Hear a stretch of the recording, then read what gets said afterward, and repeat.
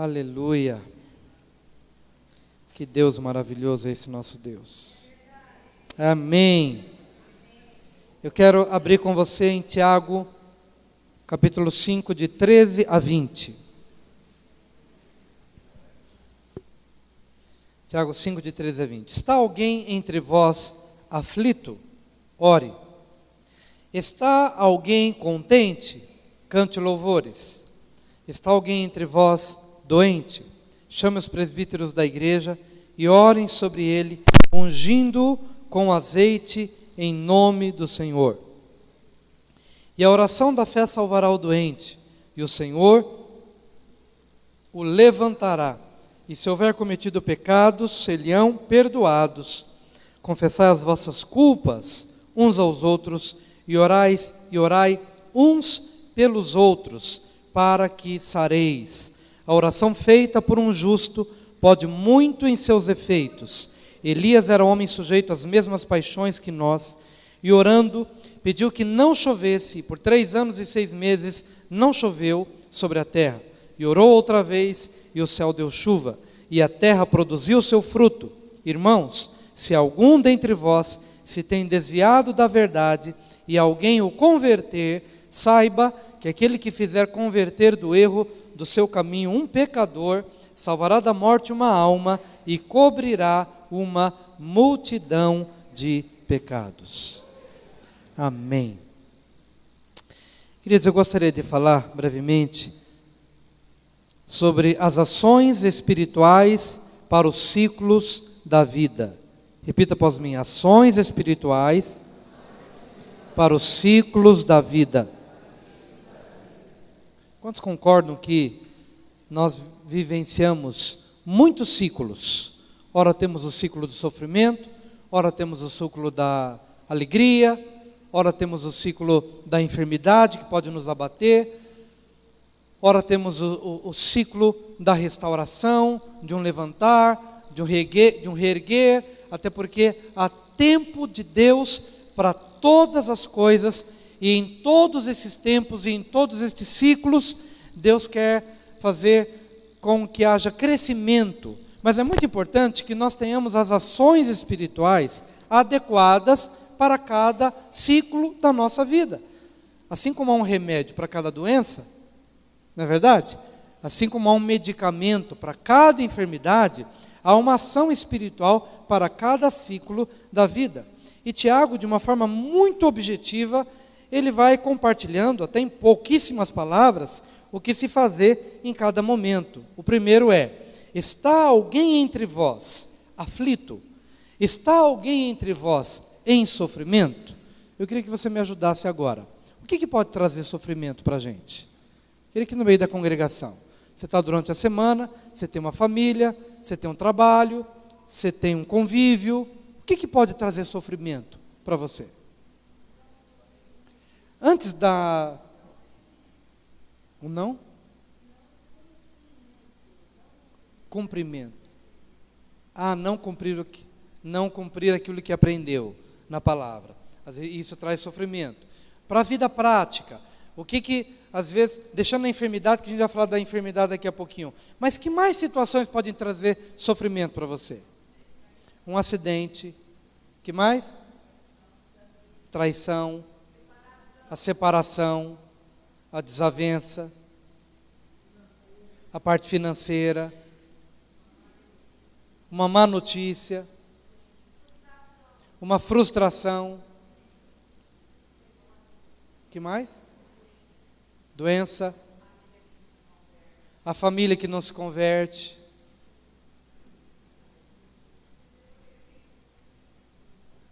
desobediência dos filhos, o medo. Amados, cada um aqui teria oportunidade, fala assim, a ansiedade, a insegurança. Tiago está falando, ele está colocando tudo no bojo do sofrimento, ele está colocando tudo no bojo da aflição. Eu sei que hoje os gabinetes pastorais estão cheios por esse motivo, porque as pessoas sofrem e elas precisam do gabinete pastoral. E o gabinete pastoral está aqui justamente para isso. As pessoas sofrem e muitos consultórios na área da psicologia estão cheios, e o psicólogo está aí justamente para poder oferecer alento e oferecer alguma direção. E são lugares que são instrumentos para trazer alívio no sofrimento das pessoas. Mas é muito importante a gente saber que o remédio que Tiago está compartilhando, e que talvez não seja o caminho mais intenso, e mais vivenciado, e mais visitado, e mais percorrido, talvez seja o caminho mais difícil de se percorrer na hora do sofrimento, é o caminho da oração. Porque para você orar,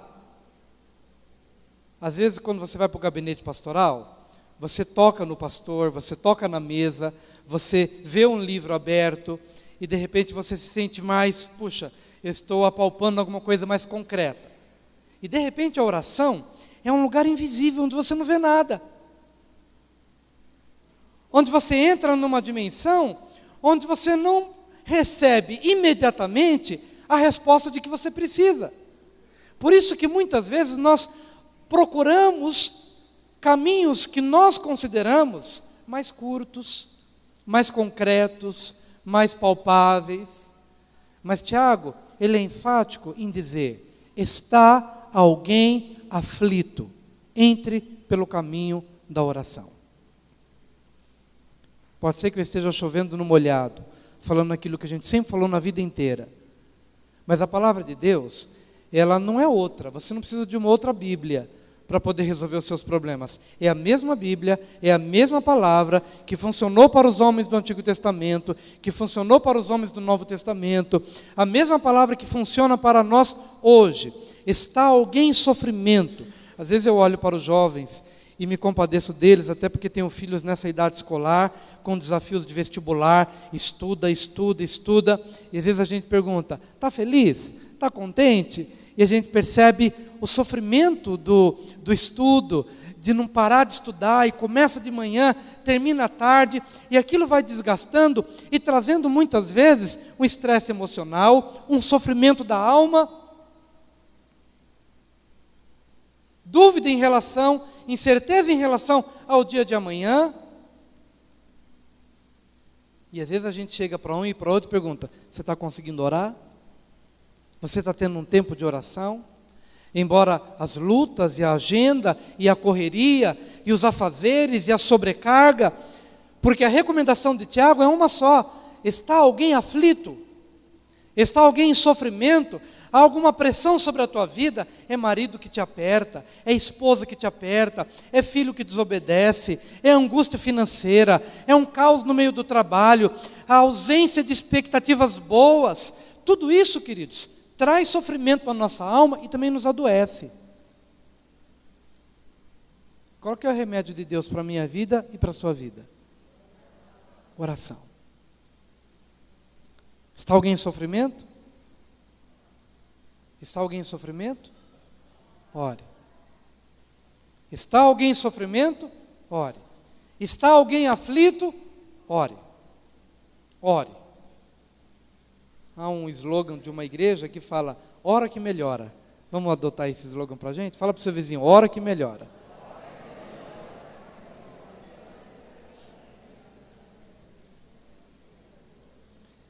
E queridos, quando a gente encontra o caminho da oração, a gente encontra tudo. Sabe por quê? Alguém pode perguntar assim: pastor, mas o que a oração tem de tão poderosa assim? O que a oração tem de tão poderosa assim? Nada mais, nada menos do que, por meio da oração, você promove o encontro com o Altíssimo. Você promove o encontro com aquele que é, com aquele que era e com aquele que sempre será, com aquele que há de vir. A oração é o elo, a oração te liga, a oração te conecta àquele que tem todas as respostas em todo o tempo para todas as pessoas. E quando você entra no caminho da oração, você está mandando uma mensagem no reino do Espírito. Qual? Senhor, eu confio em Ti. Eu confio em Ti. Os meus olhos estão voltados para Ti. O Senhor tem a resposta. O Senhor tem a provisão. O Senhor sabe exatamente do que eu necessito. Seja qual for a fonte deste sofrimento, eu entro, e na verdade todos nós já estamos na presença de Deus por causa do Espírito, para aquele que nasceu de novo, o Espírito no seu interior, o Espírito de Deus que mora com você, o Espírito que reside em nós. Mas na oração, nós nos relacionamos com este Deus que tem todas as respostas de que eu necessito para a minha vida e todas as respostas para a vida daquele por quem eu estou orando. Às vezes eu estou orando por alguém e eu, Wilson, não sei como resolver o problema daquela pessoa. Eu tenho que admitir, eu não sei como resolver o teu problema, mas uma coisa eu vou fazer, eu vou orar com você e vou orar por você. E quando eu não conseguir orar com você, eu vou orar por você. E não vou me esquecer de você. E é tão bom quando a gente começa a colocar aquela situação diante de Deus. Senhor, eu não sei como lidar com aquela situação, mas eu estou diante de Ti. Tu conheces o coração daquela pessoa, o que ela pensa, o que ela sente, a crise, o porquê, a razão. Eu oro. Eu entro em Tua presença na brecha na vida dessa pessoa e fico ali. E é tão bom depois de um tempo, quando você vai conversar com a mesma pessoa, não foi fruto de um aconselhamento, nem do pastor, nem de alguém, talvez especialista naquela área, mas o Deus que conhece os caminhos do coração, o Deus que conhece o caminho da alma de cada um, vai e ministra, e conforta, e responde, e dá luz, e dá direção. Meu querido, está alguém sofrendo, está alguém aflito, ore. O segundo, está alguém contente? Cante louvores. O primeiro ciclo é o ciclo do sofrimento. Qual que é o remédio para o ciclo do sofrimento? Qual que é o remédio para o ciclo da alegria? Cantar louvores. Cantar louvores.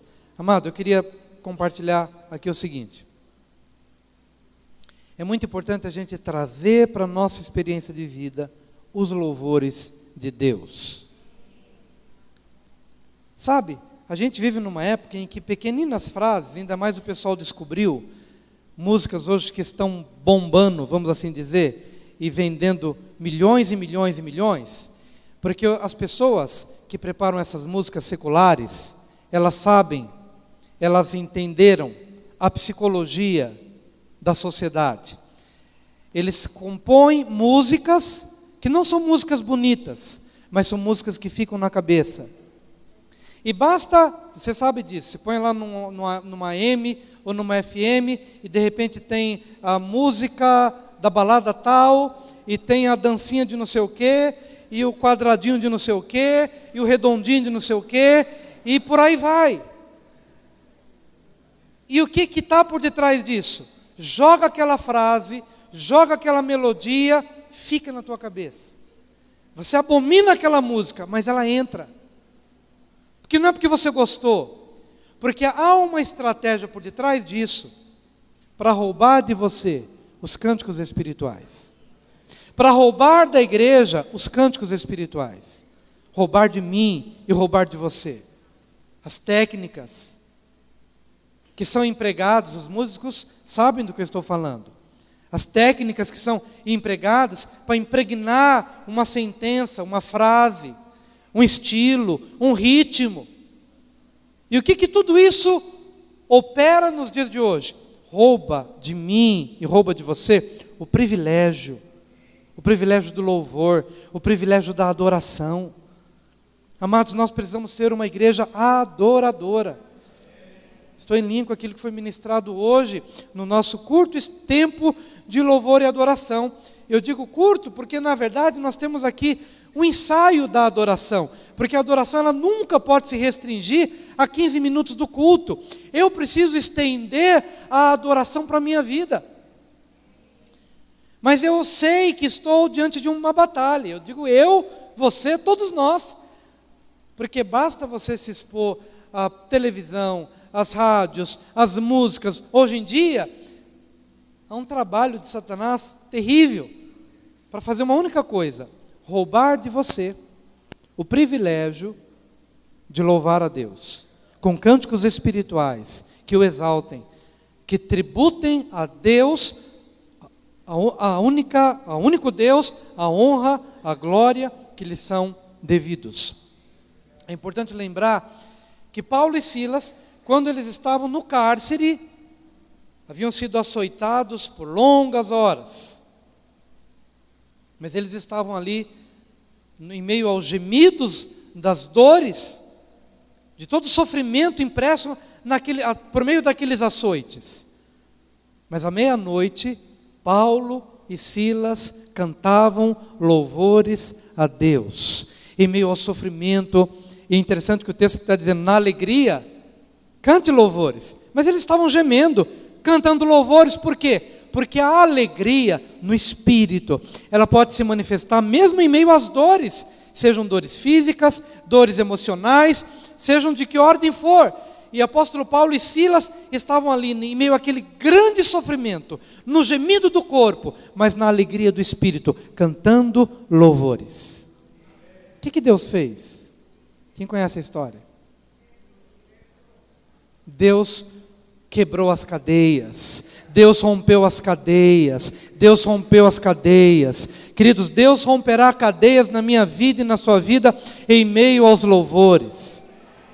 Homens de Deus, por meio de louvores, enfrentaram exércitos terríveis.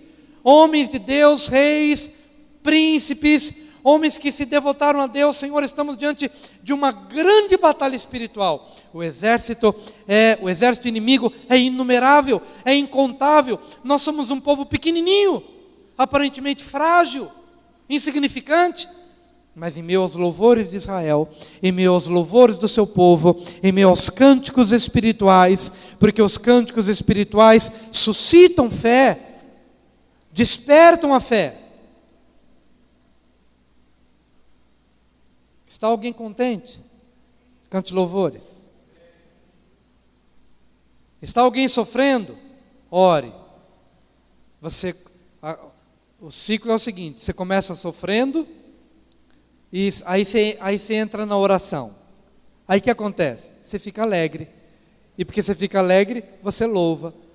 Está alguém sofrendo? Ore. Passe por isso.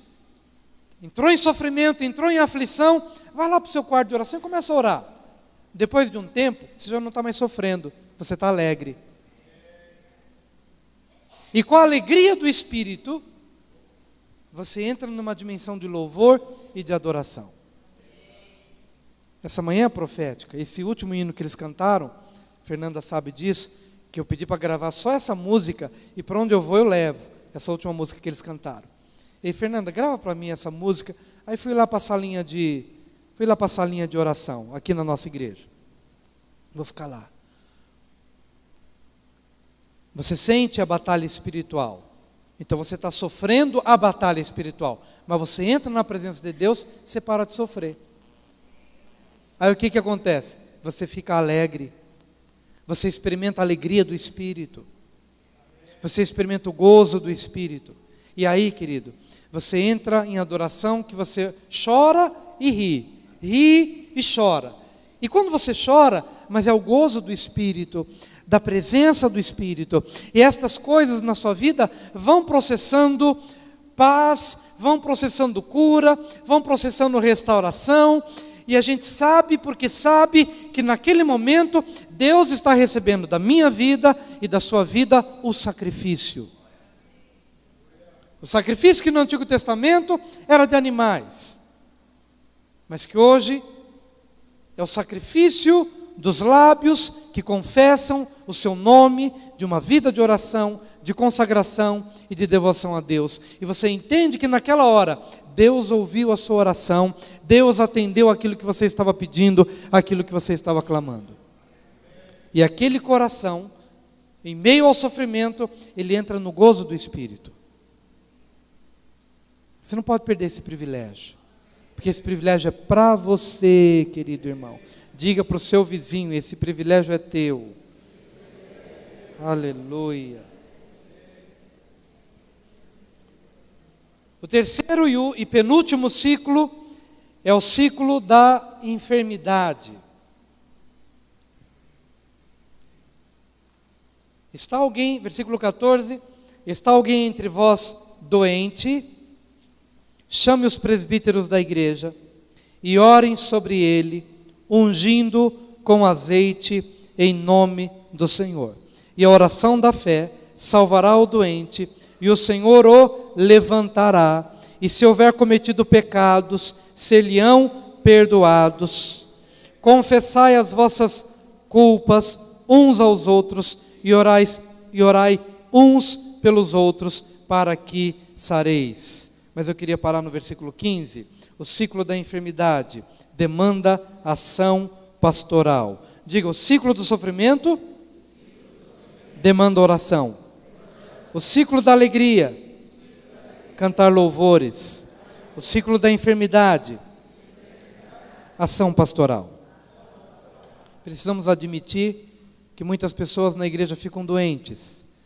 A doença física, a doença emocional, a doença espiritual, e essas pessoas precisam da ação pastoral. O pastor precisa intervir nas doenças no meio da igreja. E é por isso que nós temos trabalhado para que tenhamos um número maior de pessoas que talvez não tenham o título de pastor ou título de presbítero, mas que tenha a maturidade espiritual para ajudar a curar as enfermidades no meio do povo. Ação pastoral, porque nós ficamos doentes. E a palavra está prevendo a possibilidade desta doença ser oriunda de um pecado específico. E se houver cometido pecados, não quer dizer que necessariamente aquela doença física seja um resultado direto de um pecado que a pessoa cometeu, mas pode ser que sim. Pode ser que aquela pessoa que ficou adoentada e ficou acamada, pode ser que sim, porque Tiago está admitindo essa possibilidade. Se houver cometido pecados, esses pecados seriam perdoados. E aí depois ele começa um ciclo de restauração. Mas o ciclo de restauração começa com a ação pastoral. Sabia que uma pessoa pode ficar doente de tanta ansiedade? Começou com a ansiedade. Sabia que uma pessoa pode ter problema nas juntas, pode ter problema nos nervos, pode ter problema nas articulações, pode ter problema de tanto acúmulo de tensão, e de tensão, e de tensão, o corpo dói. Do alto da cabeça até a planta dos pés, tudo dói. Davi, no Salmo 32, bem como no Salmo 51, ele admite, ele reconhece: Senhor, tudo em mim está ferido, tudo dói, tudo está tenso, eu não tenho alívio no meu corpo. Por quê? Pecado não confessado, pecado acumulado, pecado que está na base das enfermidades. E é por isso que nesse momento Tiago adverte: está alguém sofrendo, ore. Está alguém aflito, ore. Está alguém contente, cante louvores. Mas está alguém doente, chame os presbíteros da igreja. Por que chamar os presbíteros da igreja? Porque pessoas mais maduras ajudarão a diagnosticar os problemas espirituais pelos quais a pessoa está passando. Às vezes a pessoa está sofrendo, doente, uma doença atrás da outra, uma doença atrás da outra, uma doença atrás da outra, e não tem ninguém mais maduro que possa olhar e julgar com olhos da maturidade cristã, para julgar aquela situação. Mas julgar no bom sentido, não é o julgar com o dedo acusador. É por isso que precisamos de pessoas maduras, mais e mais pessoas que possam se levantar para ajudar a pastorear, porque os próprios textos do Antigo Testamento nos revelam: pastoreai o meu povo.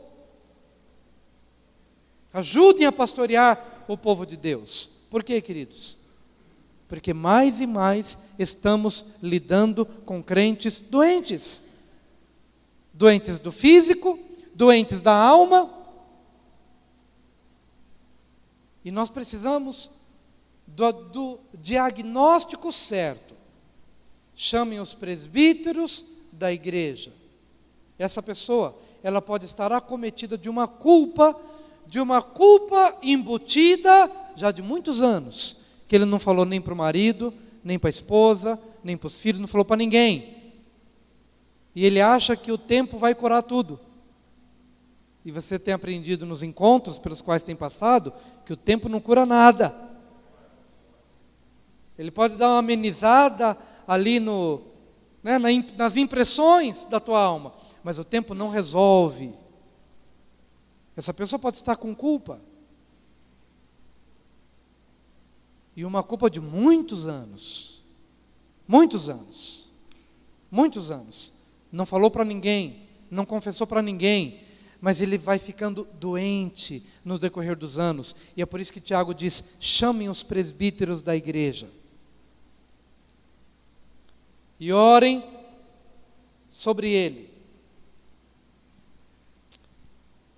Chame os presbíteros da igreja e orem sobre ele, ungindo com azeite em nome do Senhor. E a oração da fé salvará o doente, e o Senhor o levantará. E se houver cometido pecados, ser-lhe-ão perdoados. Que bênção, queridos. Diga: eu quero ter meus pecados perdoados. Porque os meus pecados hoje desagradam a Deus e ferem a minha própria vida. Amém? E esses pecados serão perdoados. E agora entramos no último ciclo desta manhã. Repita após mim: o ciclo do sofrimento, oração. O ciclo da alegria, cantar louvores. O ciclo da enfermidade, ação pastoral. E agora vamos falar sobre o ciclo da restauração. Versículo 16: confessai as vossas culpas uns aos outros e orai uns pelos outros, para que sareis. A oração feita por um justo pode muito em seus efeitos. Elias era homem sujeito às mesmas paixões que nós, e orando, pediu que não chovesse, e por 3 anos e 6 meses não choveu sobre a terra, e orou outra vez, e o céu deu chuva, e a terra produziu o seu fruto. Irmãos, se algum dentre vós se tem desviado da verdade, e alguém o converter, saiba que aquele que fizer converter do erro do seu caminho um pecador, salvará da morte uma alma, e cobrirá uma multidão de pecados. Glória a Deus. Diga: o ciclo da restauração. Confissão de pecados e oração uns pelos outros. Amém? O ciclo da restauração está na confissão de pecados. Eu preciso ter pessoas para quem eu possa me abrir e dizer: eu fiz isso, e isso está me culpando, isso está me deixando sem paz, não tenho autoridade para estar diante de Deus, porque essa culpa me consome. Confessai as vossas culpas uns aos outros e orai uns pelos outros. Para quê, queridos? Para que sareis. Imagina esse tempo de jejum e oração. Vamos pensar. Esse tempo de jejum e oração. O que Deus está promovendo para mim e para você? O que Deus está promovendo? Cura. Cura. Quebra de cadeias. Cura. Cura. Cura. Cura. Porque o que a Bíblia diz é simples assim: confessai as vossas culpas e orai uns pelos outros, para que sejais curados. E é nessa hora que a gente começa a pensar assim: pastor, mas será que a minha oração, pastor, ora por todo mundo, porque o pastor é mais consagrado, o pastor é pastor, então ora por todo mundo que vai dar certo. Será que a minha oração, euzinho, essa minha oração, vai fazer alguma coisa? Olha a orientação de Tiago. Elias era um homem sujeito às mesmas paixões que nós. Era um homem sujeito às mesmas fraquezas que nós. E para ser mais específico, Elias era um homem tendente à depressão. Sujeito às mesmas coisinhas que nós. É que a gente tem uma tendência de endeusar os homens da Bíblia e achar que eles estão no topo da espiritualidade, no topo da maturidade ou da glória ou da santificação. Mas no dia a dia, amados, eles eram homens como nós. Ficavam tristes, se escondiam em cavernas, se achavam, eu, Senhor, de jeito nenhum, quem sou eu? Mas o que Tiago está dizendo? Elias era um homem sujeito às mesmas coisas que nós. No entanto, esse homem orou a Deus, e por 3 anos e meio não choveu. E depois ele orou de novo, esse homem semelhante a mim e semelhante a você. Orou de novo, o que Deus fez? Liberou chuva. Pode muito, por sua eficácia, a oração de um justo. Diga, se eu nasci de novo, eu fui justificado. Não é a minha justiça, é a justiça de Cristo. Fui justificado. Amém, queridos? Se você nasceu de novo, você foi justificado. Se você foi justificado, pode muito a oração de um justo. Então não olhe para a sua momentânea fraqueza, que é comum a todos nós. Ainda estamos militando com a carne, e contra a carne vamos ter que lutar até o último dia da nossa vida. Mas houve uma obra processada no meu espírito. Ele me justificou. Fui declarado justo. Romanos 5, versículo 1. Justificados, pois, pela fé em Deus, pela fé em Cristo, por meio de Cristo, temos paz com Deus. Então, por meio desta obra de justificação de Deus na minha vida, a glória de Cristo, nada meu, tudo dele, o manto é dele sobre a minha vida. Tomarei a causa do meu irmão, em nome do Senhor Jesus. Pode muito a oração de um justo. Eu quero ver chuva abundante na sua vida. Amém? Eu quero ver chuva abundante. Ainda que primeiro a chuva tenha que cessar, para você sentir que precisa de Deus.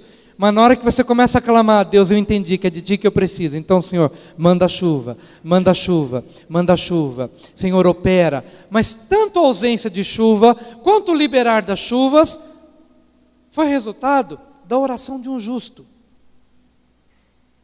Oração de um justo, que pode muito em seus efeitos.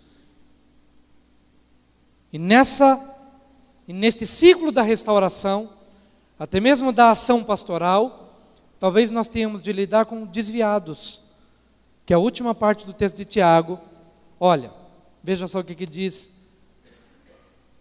a última parte de Tiago, versículo 19.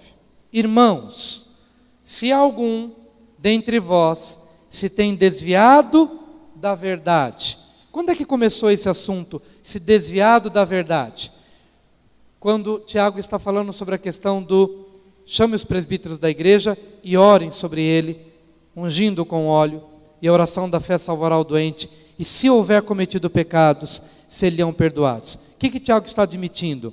Que nessa busca pastoral, nós encontramos pessoas doentes, fisicamente, que precisam de cura, mas porque assimilaram o princípio do desvio, já começaram a se desviar da verdade, já conceberam a semente do pecado em suas vidas, embora sendo da igreja, embora sendo do convívio cristão, mas já assentiram em sua vida a semente maléfica do desvio. Por isso ficaram enfermas, por isso precisam da cura, mais do que a cura física, precisam do perdão dos seus pecados, para que possam reaver a comunhão com o corpo de Cristo. E é nessa busca pastoral, se alguém dentre vós se tem desviado da verdade, e alguém o converter, saiba que aquele que fizer converter do erro do seu caminho um pecador, salvará da morte uma alma, e cobrirá uma multidão de pecados, a restauração daquele que está se desviando da verdade, que recebeu a semente do pecado no seu coração. E que é justamente nessa busca, nessa oração uns pelos outros, e na busca pastoral, que vamos diagnosticar, você tem se desviado da verdade. O pecado entrou no seu coração. E você precisa voltar. E você precisa se arrepender. Voltar aos caminhos do Senhor. Para que a cura não seja apenas cura física, mas a cura da restauração do caminho da verdade no seu coração. Amém, queridos? Você conhece alguém que já se desviou, que não caminha mais? Pastor, minha esposa se converteu a Jesus, se batizou nas águas, mas se desviou dos caminhos. O marido se batizou, frequentou a igreja, mas se desviou dos caminhos. O que fazer com essas pessoas? O que temos que fazer? E temos que orar forte. Sabe por quê? Porque essas pessoas se desviaram da verdade.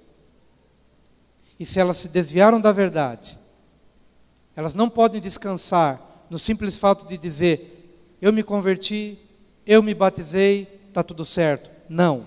Tiago nos ensina, essa pessoa precisa voltar aos caminhos do Senhor, para que seus pecados presentes sejam lidados diante de Deus.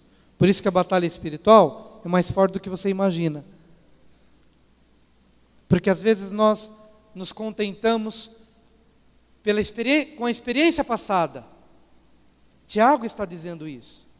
Que essa pessoa começou a receber o pecado, ficou doente. Se não ficou no físico, mas ficou na sua alma e ficou no seu espírito. E se desviou, não caminha mais, não vive mais o Evangelho. Abraçou o pecado como sendo a sua capa, como seu estilo de vida. Tiago está dizendo, aquele que converter um pecador, e a gente tem a impressão de que ele está falando do mundo. Não, ele está falando, se alguém dentre vós, então ele está falando com a igreja. Se alguém dentre vós se desviar da verdade, se desviar do caminho, precisa se converter ao caminho. Precisa ser restaurado ao caminho. E há muitos amados nossos, muitas amadas nossas, que precisam dessa conversão.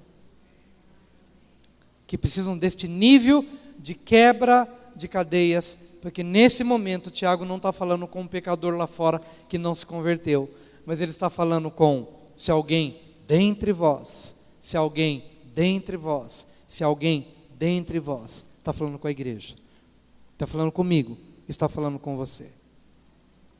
Em nome de Jesus. Então diga para o seu vizinho, fica firme no caminho da verdade. Diga para uma outra pessoa, fica firme no caminho da verdade.